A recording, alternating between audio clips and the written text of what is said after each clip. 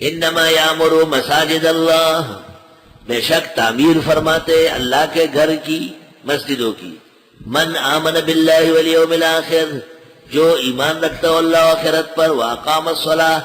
اور پابندی سے پڑھے نماز، وآت الزکاۃ، اور دے زکات، ولم یخش الا اللہ، اور نہ ڈرے مگر صرف اللہ سے، فعسیٰ اولئک ان یکونوا من المہتدین، پس ہو سکتا ہے کہ یہی لوگ ہدایت پائے۔ مولانا انور شاہ صاحب رحمت اللہ علیہ نے لکھا ہے شرح بخاری میں کہ محقق بات یہ ہے کہ کافر کا مال مسجد میں نہیں لگے، کافر کا مال بھی پلیت ہے، الا یہ کہ وہ غنیمت میں اور میدان جنگ میں ان سے لے لیے جائے۔ کافر سے مراد وہ لوگ جن پر اسلامی عقیدے کے مطابق بھی داغ ہو، دبا ہو،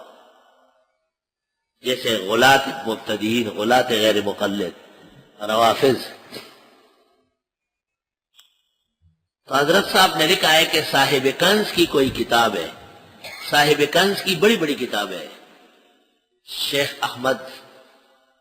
ابو عبداللہ نصفی، شیخ ابو عبداللہ احمد نصفی، صاحب کنز، ان کی دو بڑی کتابیں میں نے کوئٹہ میں دیکھی، ایک الکافی اور دوسری الشافی، ہدایت سے بڑھ کر ہے وہ۔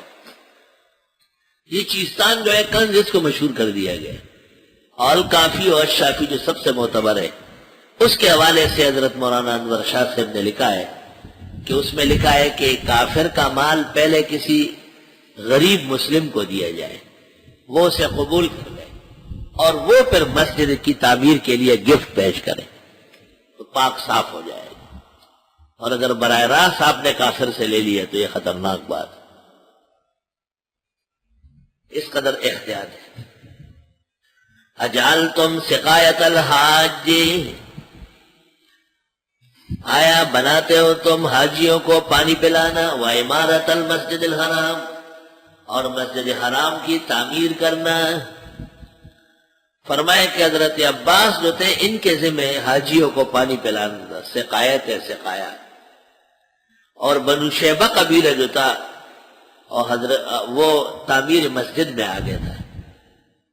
اور حضرت علی نے اسلام اور جہاد پر فخر کیا۔ تفسیر مدارک جلد 2 صفحہ 213۔ افتخر العباس بالسقایا والشیبہ بالعمارہ وعلی رضی اللہ عنہ بالاسلام والجہاد، فصدق اللہ تعالی علی، اللہ نے علی کی تصدیق کی۔ نہ تو حاجیوں کو پانی پلانا، نہ مسجد حرام کی تعمیر کرنا، یہ کوئی نیکی ہے جب تک ایمان نہ ہو۔ آیت میں اشارہ ہے کہ بغیر ایمان کے کوئی نیکی دنیا میں معتبر نہیں ہے۔ کمن آمن باللہ والیوم الآخر، کیا یہ مانن اس شخص کے ہیں جو ایمان لائے اللہ پر اور آخرت کے دن پر، وجاہد فی سبیل اللہ، اور جہاد کی اللہ کے راستے میں، لا یستوون عند اللہ، برابر نہیں ہے اللہ کے ہاں، واللہ لا یہدی القوم الظالمین، اور اللہ سمجھ نہیں دیتا بے انصاف لوگوں کو۔ اللہ اکبر۔ آیت میں خطرہ ہے ان لوگوں کے لیے جن کے عقائد میں زیغ و ضلال ہے، اور آیت میں خطرہ ہے ان لوگوں کے لیے جو بدعتی اور ناکارہ لوگوں کو تعمیر مسجد یا دینی مدرسوں کے چلانے کے لیے مدد کرتے ہیں۔ الذین آمنوا، وہ لوگ جو ایمان لائے، وہاجروا، اور ہجرت کی، وجاہدوا فی سبیل اللہ، اور جہاد کی اللہ کے راستے میں، باموالہم وانفسہم، مال و جان سے، اعظم درجۃ عند اللہ، وہ بڑھ کر ہے درجے میں اللہ کے ہاں، واولئک هم الفائزون، اور یہ لوگ کامیاب ہیں۔ یہ وہ امور بیان ہو رہے ہیں جن سے ایمان و ایمان والوں کی پختگی مقصود ہے، اور یہ ان امور کا بیان ہے جن سے کفر کی شناعت اور قباحت واضح ہوتی ہے، اور یہ مفید ہے اس مضمون کے لیے جس میں التبریہ عن الکفر واقع ہے۔ یبشرہم ربہم برحمت منہ ورضوان،